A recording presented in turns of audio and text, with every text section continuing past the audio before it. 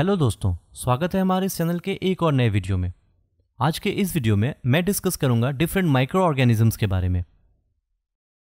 Microscopic organism, जिसे आमतौर पर माइक्रो ऑर्गेनिज्म या फिर माइक्रोब्स के रूप में जाना जाता है, हमारे आसपास और यहाँ तक कि हमारे शरीर के अंदर भी पाए जाते हैं और ये आकार में इतने छोटे होते हैं कि उन्हें नेकेड आई से देखा नहीं जा सकता। Micro organism different climatic environment में भी रह सकते हैं, फिर चाहे वो बर्फ की ठंडी जलवायु हो या रेगिस्तान की गर्म जलवायु।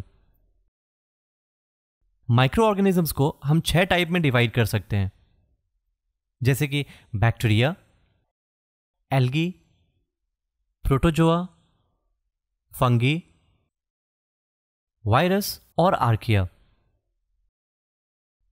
Bacteria generally unicellular prokaryotic microbes है, जिसमें न्यूक्लियस अनडेवलप होता है, या बोल सकते हैं कि बैक्टीरिया का डीएनए न्यूक्लियस के भीतर नहीं होता।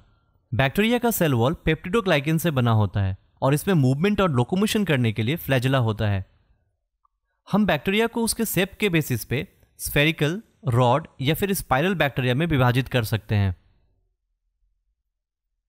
ज्यादातर बैक्टीरिया बाइनरी फिजन, जो कि एक प्रकार का असेक्सुअल रिप्रोडक्शन है, उससे रिप्रोड्यूस करता है। वैसे कुछ बैक्टीरिया सेक्सुअल रिप्रोडक्शन को भी एग्जिबिट करता है। कुछ बैक्टीरिया हमारे लिए बहुत ही यूजफुल होती है, वहीं कुछ बैक्टीरिया से कुछ डिजीज जैसे कि ट्यूबरकुलोसिस, न्यूमोनिया और लेप्रोसी जैसी बीमारी भी होती है। वायरस। वैसे तो वायरस एक कंट्रोवर्शियल टॉपिक है, क्योंकि इसे ना तो लिविंग और ना ही नॉन लिविंग कहा जाता है। वायरस सिर्फ न्यूक्लिक एसिड का बना होता है, जो या तो डीएनए या फिर आरएनए होता है। वायरस एनवायरनमेंट में नॉन लिविंग की तरह बिहेव करता है, जबकि बॉडी में एंटर करने के बाद यह लिविंग की तरह बिहेव करने लगता है और हमें बीमार करता है। वायरस से होने वाली बीमारी में इन्फ्लुएंजा, एड्स, पोलियो इत्यादि प्रमुख है। Protozoa single celled microscopic organism है। कुछ प्रोटोजोआ ऑटोट्रॉप्स तो कुछ हेटेरोट्रॉप्स होते हैं। ह्यूमन में प्रोटोजोआ से होने वाली बीमारी में मलेरिया, ट्रिपेनोसोमाइसिस और लिस्मेनियासिस शामिल है। फंगी वैसे तो प्लांट की तरह होता है, लेकिन प्लांट की तरह फोटोसिंथेसिस नहीं करता, यानी कि फंगी अपने भोजन के लिए दूसरे ऑर्गेनिजम्स के ऊपर डिपेंडेंट रहता है। फंगी पैरासाइटिक, सैप्रोफाइटिक या सिम्बायोटिक फॉर्म में रहता है। ईस्ट और मशरूम एक बेनिफिशियल फंगस है, तो वहीं ट्राइकोफाइटॉन और एस्परजिलस के कुछ स्पीसीज हमारे शरीर में डिजीज पैदा करते हैं।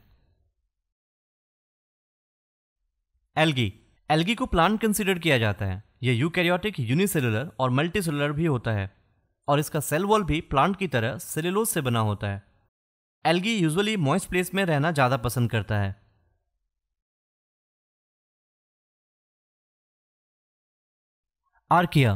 आर्किया और आर्कीबैक्टीरिया एक यूनिसेलुलर प्रिमिटिव ऑर्गेनिज्म है, जिसका स्ट्रक्चर लगभग बैक्टीरिया जैसा ही होता है। आर्कीबैक्टीरिया बहुत ही एडवर्स कंडीशन जैसे कि एक्सट्रीम सॉल्टी कंडीशन या फिर हाई एसिडिक कंडीशन में मिलता है। आर्कीबैक्टीरिया का सेल वॉल का स्ट्रक्चर आज के बैक्टीरिया से थोड़ा अलग होता है। इसके सेल वॉल में कुछ ऐसे लिपिड्स होते हैं जो इसे एडवर्स कंडीशन में भी सर्वाइव करने योग्य बनाता है। Thanks for watching.